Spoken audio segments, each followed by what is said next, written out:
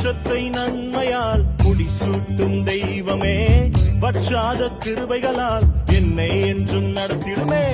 வருஷத்தை நன்மையால் முடிசூட்டும் தெய்வமே, வற்றாத கிருபைகளால் என்னை என்றும் நடத்திடுமே. தடைபட்ட நன்மைகள் இந்த ஆண்டு நடந்திடுமே, அடைக்கப்பட்ட கதவுகள் எல்லாம் இந்த ஆண்டு திறந்திடுமே. தடைபட்ட நன்மைகள் இந்த ஆண்டு நடந்திடுமே, அடைக்கப்பட்ட கதவுகள் எல்லாம் இந்த ஆண்டு திறந்திடுமே.